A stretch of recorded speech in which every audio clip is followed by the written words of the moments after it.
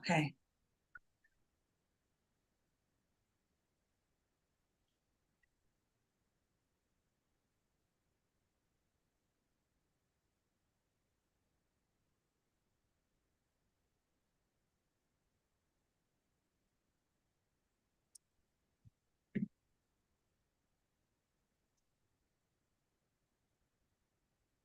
I just want to make sure that we are visually good to Okay. start. And the sound okay? Your sound is great Okay. on my end. Okay. See, I just want to make sure that we are visually good to start. And the sound okay? Yeah. Your sound is okay, great. We both heard ourselves. All right. Okay. So,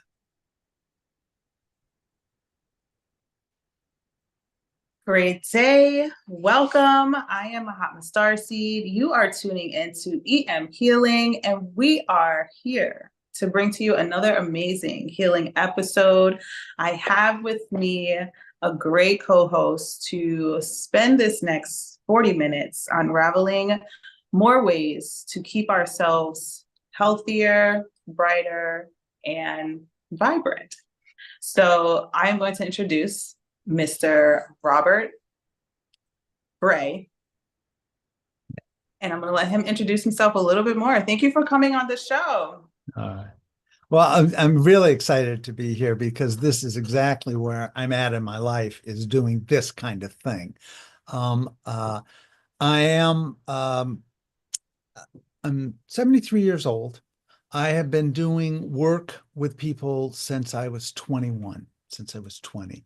And I am currently I'm a licensed clinical social worker. I have a PhD in psychology, and I still do clinical work. I'm working with a range of people with all kinds of problems. But one of the things where I'm at in my life is I want to be able to share with the knowledge that's been given to me. About 25 years ago, 1996, I took a course with Dr. Roger Callahan, who's a psychologist who is the originator, the innovator of energy psychology, of what a lot of people refer to now as tapping. And that is stimulating meridian treatment points by tapping on those points with your fingertip in a specific order. So I've been doing this a long time, and part of what I want to make sure is that I can spread this information to more people, because what you get when you do this, when you tap in the right order, is you get an immediate response in terms of your feelings and your emotions. And that's what we need to do to be able to make change in our life, is to be able to calm down enough, be able to relax enough to allow the top of our brain to engage so we can think, analyze, and arrive at some plans for the action that we need to take to make our lives and the lives of those we love better. So I could go on for a long time. You need to, I have a 4-day workshop that I do on this stuff. And so it's like you push the button, you got to kind of focus me a little here. I hear that. I hear that. I'm soaking it all in. I'm soaking it all in. I absolutely love the tapping was actually one of the first healing modalities that I came into contact with. I believe it's Nick Pelosi. I always tear up these people's names. Um, Do you remember, was it EFT, emotional freedom technique, or TFT, thought field therapy? Or the was EFT. the which one? The EFT. Okay, okay, which is very common these days. It's the most exposed form of doing meridian treatment point therapy there is. Yeah. And it's quite effective. And we have lots of research that says very effective. There's over 200 journal peer-reviewed articles and research study has been done. If you're into that kind of stuff, there's been 5 meta-analyses that say tapping energy psychology is the best way to deal with PTSD, post-traumatic stress issues, and other kinds of anxiety issues. So, yeah, Yes. I'm glad you've had the experience. I hope it was good for you. Yes. Yeah, it has been good. I went to school for health and life coach training, Hmm. and tapping was one of the exercises that we would Hmm. share with our clients to Uh-huh. help them with that relieving of the stress. Uh-huh. And I can tell you the immediate alleviation that you just feel with giving your body attention Hmm. is so profound. It Hmm. really can transform your life within minutes. Especially for those that are really looking and seeking to find that higher value of life and Hmm. less of that pull down weight. Hmm. Hmm. And so as you were talking, it led me to like really want to share about where I am at physically, mentally. I didn't share this with you before, but when I started EM healing, one of the reasons why I started it was because I was healing. My coaching business is called Elite Hmm. Motivation Hmm. 411, and I ended up experiencing a concussion back in 2019. Hmm. And so here, EM healing was born because Elite Motivation needs some healing. Yeah. And so, here we are with understanding how to embrace ourselves. I was in a place, this was before COVID. I was already in isolation 6 months before everybody else. Oh man. And I needed to do something with my time. I just couldn't let it keep me back. And Hmm. I stepped into these conversations, and I can tell you right now, I'm still healing from my concussion because you got to learn what it is that creates these things. And unfortunately for me, I've had a couple of more since then, Oh, uh, I'm sorry. all due to trying and attempting to live through this experience we call life, which is Hmm. like very fast. It's very fast. Hmm. And learning how to still reel yourself back while Hmm. everything is like, that's where that balance, that touch and go comes into play. Hmm. And I'm thankful for my experience with the concussion. Do I love it? Absolutely. Do not like being slow. Do not like that. But it allowed me to create some empathy because before that, I never really had any ailments. It's very difficult for me to see life on the sadder side of things. Yeah. And Yeah. so when I got there, I was like, oh, wow, this is what it feels like for people. You just have to pay attention to what it takes to survive. Yeah. And then you start to do that. And my approach to dealing with people is that whatever the behavior is that you're struggling with, you have it for a reason. Mm-hmm. That whatever's going on, you came to that decision to operate in that way because it's how you survive. That's what the nature of the beast Yeah. is is to survive. And that's what our bodies and brains are designed to do. And sometimes it's like people can't make sense out of why are you doing that? Well, it's because it's the best choice in front of you to survive. Yeah. Um, Yeah. so I always take a pro symptom position in terms of psychotherapy. It's a concept that simply means that there's a reason that you do these things that you think are dysfunctional, that you think are getting in your way. And they may be getting in your way, they may be dysfunctional, but you didn't choose to do them because it was like, oh, this will be fun. You chose to do that because it was the best way to ensure your survival at that moment. Yeah. It was very vital to be in conversations talking about healing Mhm. and Mhm. how people were able to get through challenges and Mhm. helping, offering a space to where like this is a space where you can actually talk about how you got through something. And so Mhm. that you can discern and decipher what was just surviving and what did I heal, Mhm. you know? And what does that look like now? How does that change as we go through this process of healing? It's interesting because for many years I always had the approach that says when I'm working with somebody, if I can help them heal whatever's happened to them, their body, their inner wisdom, their spirit will lead them to what is next for them in the direction that they need to go. And so that's why I say, people ask me about what I do, and it's weird because depending on who they are, what's going on, but for a lot of times I was saying, just think of me on the highway, on the journey of your life, that when you get sideswiped, when you end up in the ditch, I'm the tow truck. I'm the guy who's going to come along and pull you out and put you back on the road. Now, where that road goes or how you do it, I Not don't know. a- But that's how I think of the work that I've always done because I started in this field doing crisis intervention, which is when people have events that overwhelm their normal coping patterns, their normal st style that they do things. Doesn't work anymore. You got to try something different.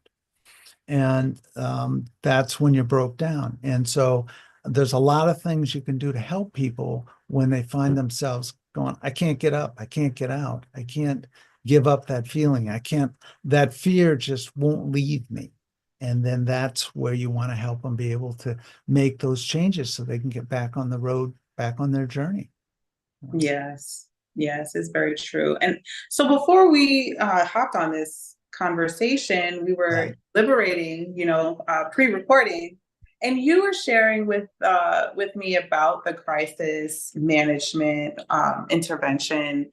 I think you was talking about the hotlines, Oh and you yeah, said, where I started in the right, field. that's Yeah. what Yeah. started for you. Right. And you also were speaking about your social worker. And a PhD in psychology. And I have also done some work in policy development and trying to, improve the interface between the person and the community. Just quickly, I'll tell you that the way I think about how I do the work with people and how professionals, mental health professionals, and other professionals, I think it falls into three categories. Either you're doing crisis intervention, which is something has landed on you, and it's like what was working before isn't working, and you can't function. And the job of crisis intervention is to get you back to your previous level of functioning. So it's like I have done work, disaster response work, where I'll show up 2 days after a hurricane, and there'll be a community of people who are like, I don't know what I'm going to do, or somebody who's been caught in a wildfire. Suddenly the things that worked don't work because the situation, the circumstances changed terribly. Yeah. The job then of the crisis interventionist is to be able to get you back functioning, not functioning better, not functioning worse, but back to your ability to tune into how you take care of yourself and the people you love. So that's crisis intervention. And we have tapping for that. Now, the other piece of it is then sometimes people find themselves in need of longer term support, um, making changes in their lives. And this is where counseling comes in. Um, Say you're working with somebody who has domestic violence in their life. And okay, so you've helped them overcome the crisis of the moment. They've in a safe place. They've made some changes, but now they're going to need support because they got to go to court or they got to make move to a different place in the world. Now, all of that requires that somebody is going to sit with you and help you figure out what's next. So that's the problem solving kind of function of counselors is to move you along and give you new tools, to give you new skills, and to support you. The bigger piece is support you as you do that. Now, that's the counseling part. Now, the third part of this, I promise not to go on too long here. The third part of it is when you're working in this field, is what I call psychotherapy, which is that you're not just dealing with getting the person back to functioning at the level they were. You're not just about helping them learn how to take the skills they have and move forward. You're changing at a fundamental level the way they perceive the world, the way they experience the world, and the way they respond to the world.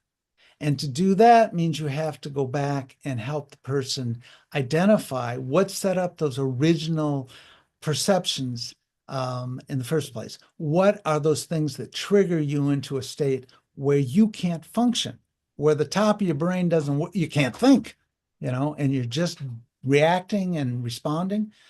That's psychotherapy, when you're helping people change how they perceive the world and how they respond to those perceptions of the world. Right. So generally, and a lot of times the problem is you got to know what your client wants, and where they're at. Because if you try to do psychotherapy with somebody who's just going, I just need to calm down enough to drive home, psychotherapy doesn't mean anything to them, right? Right. So you have to know what it is that they're trying to do. And Yeah. that's why I always start with, so what do you want to change? If things went well and I was of assistance to you, what would change in the next hour? How would you understand things differently? How would you respond to things differently? How would you change the world outside of you? And how would it be different? And that's the key. Right.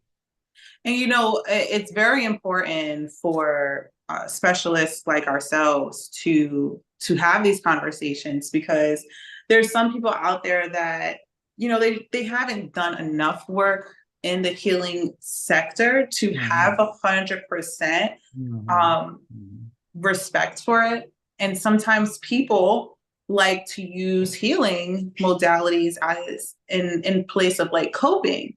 And it drives me crazy when someone's I needed to spend the weekend healing. And it's like, you need to spend more than a weekend healing. And you need to recognize what you have to change with you. Because, it's interesting. Most of the time I find that people come to me and the fundamental question in my mind is this a you problem or is this a them problem? So because if the problem is the way you're perceiving it, if the problem is the way you're responding to it, that just perpetuates it, that's a you problem. But if the problem is that, oh, I can't walk on a street and be safe because people are coming at me, and that's real because of racism, because of sexism, because of the political world that they live in, you know what? That's a them problem. And we got to figure out how we change them. But oftentimes before we can do that, we have to figure out how we can change you so you're strong enough to be able to do that. Yeah. Our response is very important. Oh, yeah. Our response to our situations literally define the thoughts that come next, the experience that comes next.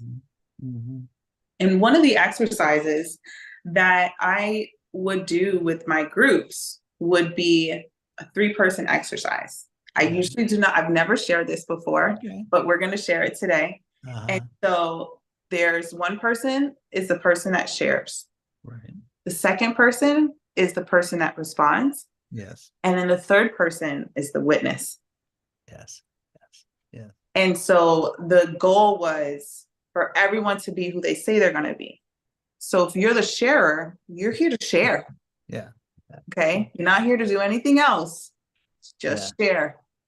And then once that person's done sharing, the responder needs to come in and respond to what was shared. And to see what's going on. A lot of people would like to, what I like to call trauma bond, and bring up their own situation. Well, that's not so much responding to the other person. Right, because you just got triggered yourself, and you're ready to, you're starting to respond in that triggered kind of way, which does not help anybody. Does it? And I think you're absolutely right. I mean, when I do trainings with people about teaching them how to do thought field therapy, how to do tapping, and I break them up to practice, I always practice in triads, because what I say is, okay, we don't role play. This is real. Mhm. Somebody picks something you want to work on. Somebody else is going to be the helper who's going to lead you through the tapping. And the third person's job is to watch like a hawk Yeah. and make sure that you're doing it the way you should do it, and also to be able to observe what's Yep. missing there, you know. So What is happening I'm there? very much into that's I've done a lot of training in my life, and I stopped doing dyads in terms of practice and that kind of stuff early on, because what I found was just exactly what you say, which is somebody says something, the other person gets triggered, and then they forget what it is they're supposed to be doing. I think you're right on with that. And there's something about being, for many years when I did trauma work, because I'm a traumatic stress specialist, for many years, the best work that I felt that could be done was to bear witness to the violence. So somebody would be telling me about a beating, or somebody would be telling me about the pain inflicted on a loved one or whatever. Oftentimes, simply being able to be present and not get overwhelmed by my own feelings and Mhm. bear witness to what's going on is healing in and of itself. Because in that moment, they get to recognize that what happened to them was real, that anybody can understand that thing, and to know that they're not alone in it. And to Yeah. me, that bearing witness is the piece of saying, you're not alone. Yeah. Other you have felt this, you Mhm. know, and that to me is one of the most healing things you could do. And for many years, that was the best you could do with trauma, Yeah. is And bear witness. I've when I did those exercises, you Mhm. actually see the people more engaged, excited. They have an understanding of their role Mhm. in Mhm. that moment. And it's really about helping people get that response out that they want. Right. And I think that that's part of that healing process, is to know that, I do a whole thing talking about how post-traumatic stress kills, because I think it's important for people to be aware of that. And there's two conditions that when post-traumatic stress becomes really dangerous in that sense. And that's when you're working with somebody. And if they're thinking about suicide, okay, who cares? I mean, that's a normal thinking response. But the Right. problem is when they then begin to think about it in a way that they're planning it, that they're arranging to do it, that they have intention. Now you need to intervene immediately, whether that's you lock them up or you love them. You got to do something. But the idea here is that when people who have traumatic stress are at risk most for dying, is when two conditions exist. And those are one, isolation, and two, hopelessness. And when you've got both of those things going at the same time, you've got somebody who is teetering on the edge of something that doesn't work. If you're not isolated, if you have a loved one, if you have somebody there who says, I love you, you're loving me, we're connected, it's that connection, um, then they're going to find hope in that connection. And so the risk goes down.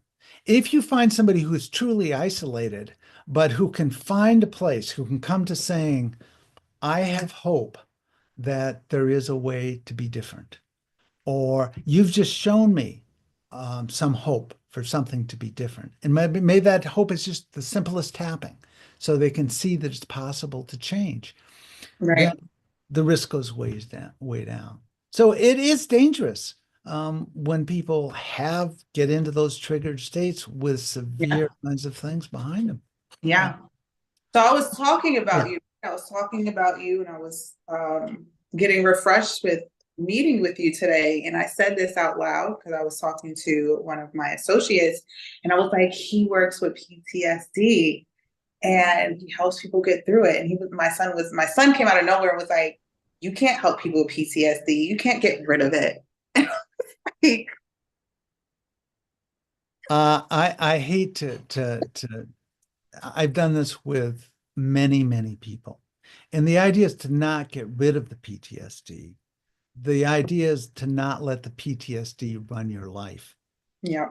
And that's the thing that people need to understand is when we tap, when we're trying to help people with therapy, psychotherapy, or whatever, we're not trying to say to them, don't have your feelings or don't remember your feelings. No, that's who you are. That's part of Right. your story. What we want you to know is that those feelings don't need to take control of your life.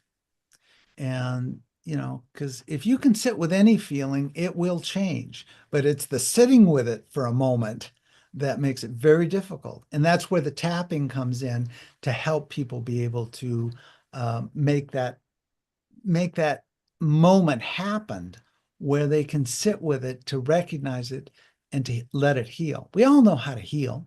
It's Right. built into our being. Right. So, is your son there? Bring him on. Let's tap with him. Here, let me show you how this works, how we can help your son. Honestly, I think he said it half serious and the other half trying to trigger me. Oh, really? Trying to make you feel powerless, huh? Oh, God. Right, right. Because, they know I do this. I have healing stuff all over the place. And they respect, what I'm doing. They don't really seek to like be the distraction Well, in the yeah, background. And so being able, I like the fact that he felt comfortable to say that to yeah, me, yeah. and I like the fact that I didn't get offended. Well, and that because you know that this is really, when he's saying that kind of stuff, it's about his journey. Yeah, He may be being critical of your journey in his little way, but it's more about his journey. And yeah, so it's difficult. And until you have an experience of it, until you actually acknowledge that something has happened in your body, in your feelings, in your sensations, in your expressions, you don't buy it. I mean, the first time somebody showed me tapping, I just looked at him, rolled my eyes, and was like, "Yeah, like I'm going to do that with somebody, you know." But because he was a friend and a colleague who I respected, it was like he said, "Try this," and so I did, and I had that internal experience, and I said, "Something just happened." And something that just happened in a way that wouldn't happen just with him. Because again, he was a good man, he was competent, but just his sitting talking to me would have not have made that happen. Uh, and so and until you have that experience that there's something different, you're not going to believe it's different. yeah, yeah. So, Very true. so Muhammad, one of the things I like to do is I like to take people through some tapping Okay. so they can see what it looks like. And I'm wondering if maybe there's something that I could help you with. If you think about some of these traumas that have happened to you in the past, clearly you've done a lot of work on them, and clearly it's there. What I would ask you to do is pick a tough one here, something that when you bring it to mind, when you create the thought field, you experience it, that you still feel the emotional distress, the physical sensation of disease in yourself. And if you could pick, and you don't have to tell us what it is. That's the other beauty of tapping that I love, is it doesn't require that people disclose before they're ready to disclose or to trust before they're ready to trust. But if you could just pull up one of those things in your mind that when it comes up, you still feel that discomfort. You got something? For sure. We spoke about my concussions. Yeah, yeah, yeah. And are you thinking about when the concussions occurred? Are you thinking about when the doctor says you have a concussion? Are you thinking about when somebody said you can't do that anymore, or when you just couldn't stand the pain of it? Um, Standing the pain of it. okay. So when are you thinking of a specific event? Recent. Okay. And when you feel that recent event in your body, do you feel the discomfort with it? Whether it's the actual pain or whether it's the sadness or it's the anxious, however you feel it. How do you feel it?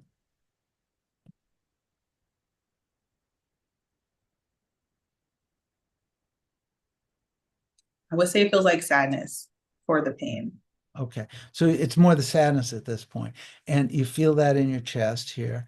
On a scale of 0 to 10, with 0 being no sadness at all and 10 being the worst sadness that you experience, where would you put that experience in this moment? And I'm just going to ask you to stay with it a few minutes, and I won't leave you there. I promise you that. I would say it's like a strong 7. Okay. So what I would like you to do is we're going to try a couple different things, but I'm going to do the most basic thing we do. In thought field therapy, we have 14 different tapping patterns that we can use. In EFT, there's one tapping pattern, but I'm sure you've done EFT with us. So what I'm going to do to ask you to do that, and so we can do that one of those patterns. Or the other thing I can do is I can connect energetically with you and let your body lead me through the pattern.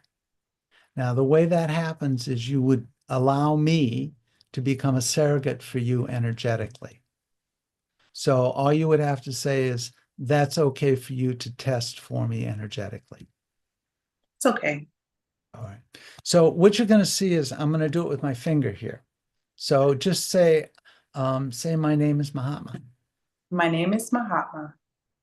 See, I get a strong response. Say, my name is George. My name is George. I don't get any response because there's no strength there. Okay. So this is the most basic way to talk about this. But what I want you to do now is go back to that event that's connected to the sadness. Say, this event. This event. Say, I want to heal this event. I want to heal this event. Okay. Just check and see you're not reversed. Okay. So what we're going to do is we're going to do some tapping. And what I'd like you to do is tap at the beginning of the eyebrow. And I'm finding specific points to tap by touching alarm points on my body under the eye and testing. And if I get a strong response, then I have you tap that point, tiny finger. So this is the more advanced training. This is not just using standard tapping patterns. I want you to tap on the outside of your eye here.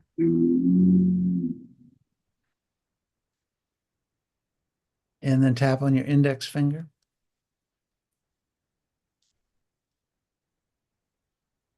Let's see.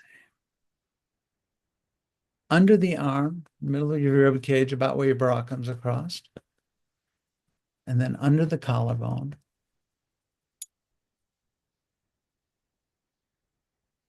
And say, healing this event. Healing this event. See, now I get a strong test when I wasn't getting it before. Now, this is part of it. So, but let's stop for a second and just, I would ask you to go back to that sadness, whatever that feeling was in your body. On a scale of 0 to 10, how would you rate that sadness now?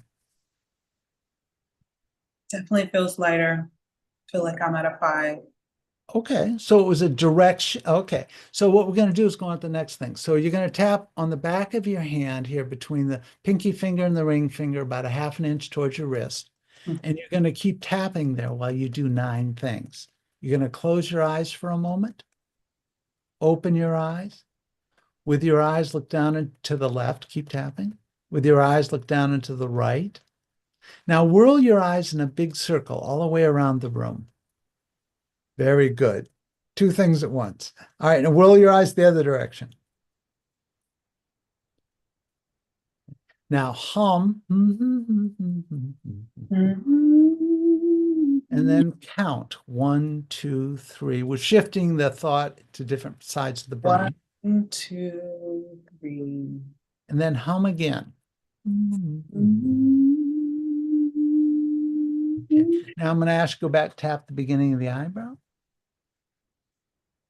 Tap under the eye. Tap on the little finger.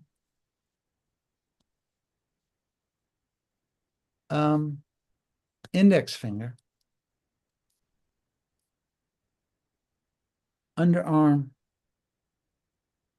Under collarbone. Now, what's happening is your body, through this energetic connection, is telling me, giving me information about what order you need to tap in to affect healing in this particular situation, condition. So I'd ask you now to go back and think about the event. And if you can, think about it the same way you were before. Chills.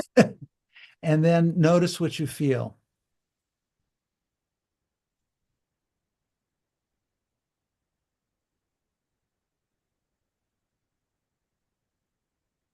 Definitely feels a lot lighter, like some energy moved. Good. Now, I'm just going to ask because I don't know you well enough. I can see the change in the expression in your face. I can hear there's a quality in your voice. I don't know you well enough to really know. So that's why we go back to on that 1 to 10 scale. Where would you put the discomfort now?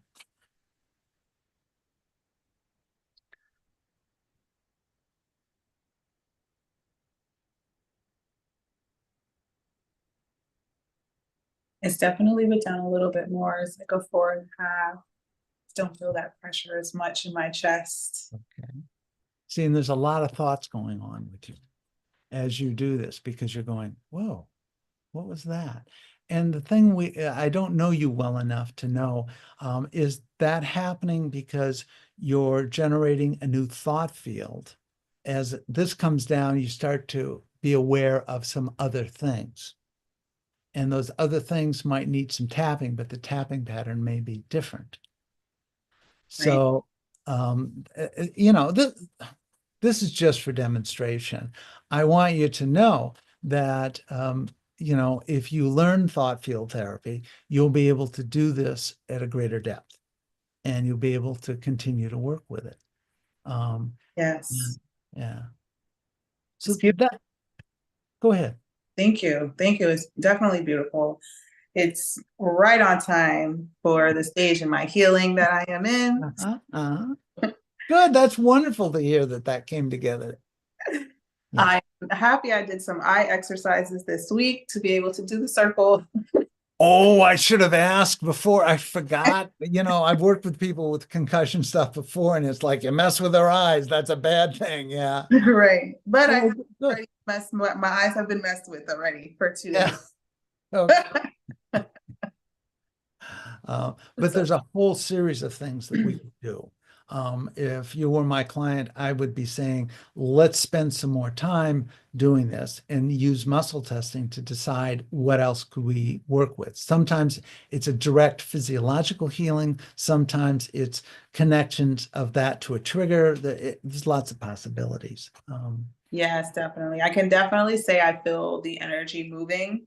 I will say I am more open energetically than most people. I always like to try to give that disclaimer because a lot Yeah, of people, it takes a little bit longer for those impressions to set in. But like we were saying at the beginning, Robert beautifully said, your thoughts are what going to help you navigate through this. And right, right. I can tell you that my concussion definitely helped me to see how much depression can't really live around me. Like Oh, yeah, yeah. I attempted to sit in depression Mm. and my body is like, we don't live there. Yeah, So I don't even understand why you're trying to go there. So that's how open my body is to remaining uplifted. right. And I think that what I say to anybody who comes to see me, which is you don't have to believe in anything. You don't have to believe in anything I'm saying. I Mhm. just want you to be curious enough, to be open enough to consider what is happening in this moment Yeah. inside of you, Yeah. because that's the evidence that really matters is, did something happen in you? And if it does, then you want to pursue that. If it doesn't, then you tell me and we find something that will help you. Yes. Yes. Beautiful. So we have had a wonderful conversation. Oh my God, it's come to that. Yeah, I have gotten some healing out of this. Uh, On top of the healing conversation, I would say we are 2 for 2. We are winning today, Robert. good, good, good. Well, you know, and what I want to offer you an invitation. People need to know that I really want to teach people this. I have a 2 hour a week live online training that I do starting in January that you come for 2 hours. And at the end of those 5 weeks, you have the basic skills in doing thought field therapy to use for yourself, the people you love, the people you work with. And so that's available to people. My website is RL Bray. That's my name at rlbray.com. That's my email. My website is rlbray.com. And you can do that. Now, the other thing that this is really the more expansive thing I do is I do a 4-day training, 4 days live in San Diego. And we learn how to do everything that Dr. Callahan taught me, plus a lot more. So we'll teach you how to do the muscle testing stuff, and it doesn't matter where you start, you can do it. And we teach you how to use the standard protocols that Dr. Callahan developed, and we teach you how to use muscle testing to guide you in how you help your clients heal. So please, if you find it useful and you have the resources to come to San Diego, come see it. Be Yes. part of it. Um, California is where it's at for these healing modalities. Boy, oh boy. Well, and if you are into healing, there's also another place. The Association for Comprehensive Energy Psychology does an annual conference. This year, we're going to be in Arizona. It's 4 days. Actually, if you do the pros conference, 5 days of exceptionally renowned healers. These are the people who've written the books about healing in all forms and all shapes. They come, they present. People who've been doing this work for decades come and present, and you get to interact and work together. It's a wonderful experience. We usually have 300-400 people, and that's available at www.energypsych.org, or email me. I'll send you the link. Beautiful. Yes, the information for all contact to get to Robert will be down in the description below. Mm-hmm. I have had such an amazing conversation. Of course, it went and flew by, as I expected. And I just wanted to be able to leave the audience with just one empowered tip that you can leave for, maybe they're starting to get curious now. What is one thing that they can start practicing at home to get comfortable with expressing more healing sound? One of the other things I want to offer is part of dealing with post-traumatic stress, and that's where most of it comes from, is being able to know where you're at on your journey of recovery. On my website, you'll see a tab that says, "Where are you on your journey?" And it's 9 questions that we ask you to rate. And then we're going to send you information about where you're at in your journey of recovery. And I'll send you some tapping information and some other things that might be useful to you. That's available when you go to my website. Yeah, do the healing journey assessment. And that is a good place to start. And I give you the basic standard tapping pattern that we use for traumatic stress. So that's there. So what I would say to you is, if you're aware that you're not where you want to be, take some action. Now, that action can be doing something with me or doing something with you, but don't give up, because healing is possible. It happens all the time, and you're not alone. You're not alone. You're definitely not. And I love the thoughts that come to me, especially with engaging with our conversation. I have really cool thoughts. Mm-hmm. So what comes to me, my empowered tip is with what Robert was saying, once you're getting to that place of seeking out, and you're not just ready there and you're working on getting there, you can get a journal and just start writing down some stuff that are coming up for you, so that when you do come and sit with a professional expert, you can just start naming some stuff and you don't have to re-drudge it up. Right. Right. I think that helps as well. Pre-planning, Oh, yes. get you an Definitely. A, And gets a lot more done in the time you have. Yeah. right? Because you only have an hour, The way maybe it 90, works. Yeah. but Yeah. still, Yeah. there's so much for us to unfold, and we are not here to rush you, but we definitely want to be able to hit some key points when we are sitting in a session or whenever you are sitting in a session with someone. This has been beautiful.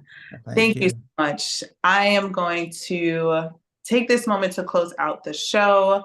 I really appreciate everyone that has tuned into today's episode. And if you are looking for more to find out from me and Robert, our description info is down below. If you're looking to learn more about Elite Motivation, you can find out there, as well as you can learn more about Mahatma Starseed's sound healing music. You can find me on Spotify, YouTube, Pandora, wherever you stream, you're most likely going to find me. Just put in Mahatma Starseed and you'll see my albums show up. Until next time, keep on healing. Thank you so much, Robert, for showing up and sharing. Thank you. Peace and light, everyone.